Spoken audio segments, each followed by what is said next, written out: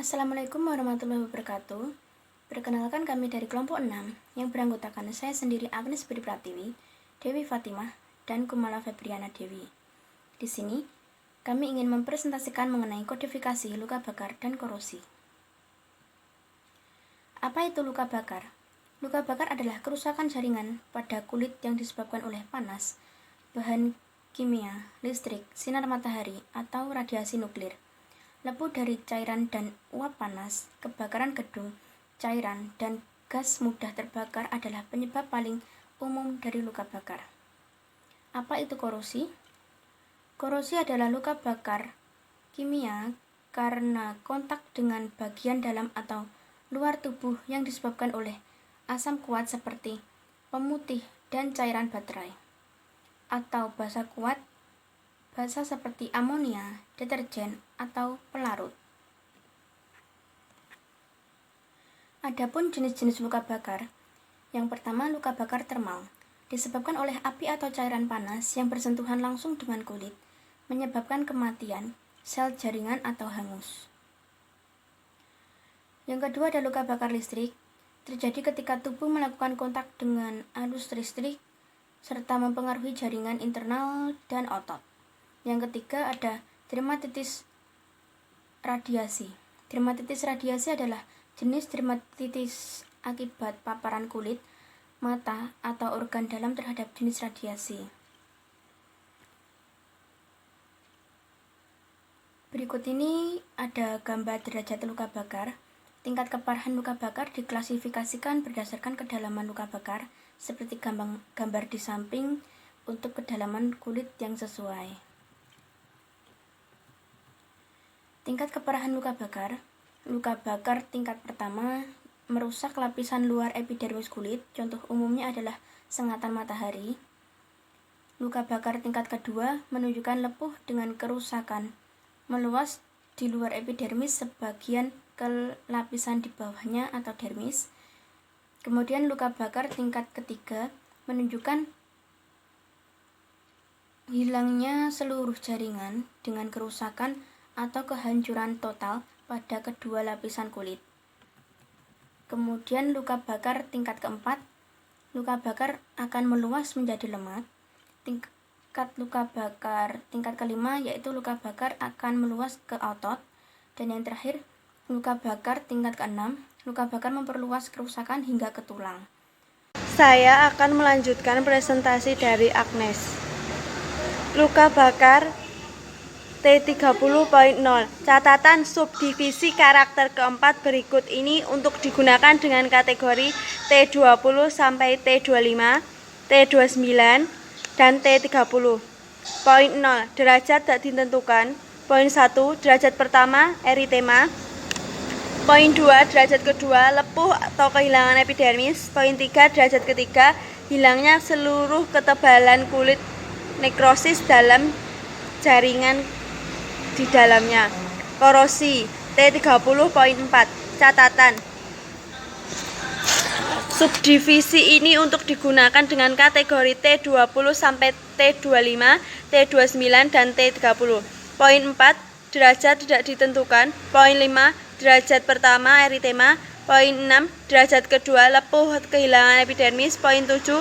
Derajat ketiga, nekrosis dari jaringan di bawahnya, hilangnya seluruh ketebalan kulit. Gambar di atas adalah indeks alfabetik tercantum klasifikasi luar kode berdasar klasifikasi luka bakar berdasarkan kedalaman. Tips coding 10 luka bakar. Kode luka bakar pada ICD-10 diambil berdasarkan lokasi tubuh, kedalaman, luas, dan penyebab eksternal, termasuk agen atau penyebab korosi, serta lateritas dan pertemuan. Untuk mengkode kasus luka bakar dengan benar, tentukan lokasi, tingkat keparahan, luasnya, dan penyebab eksternal.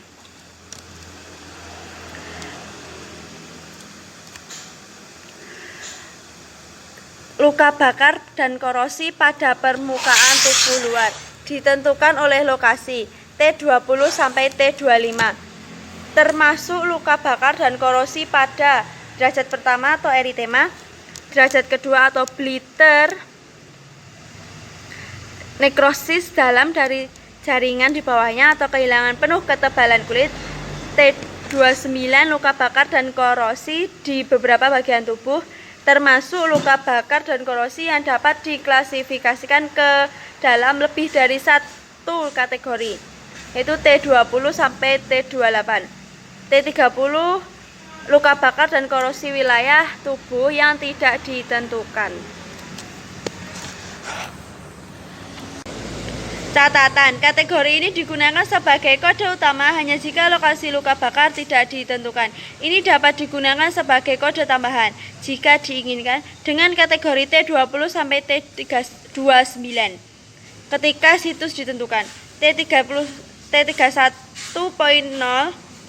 luka bakar yang melibatkan kurang dari 10% permukaan tubuh.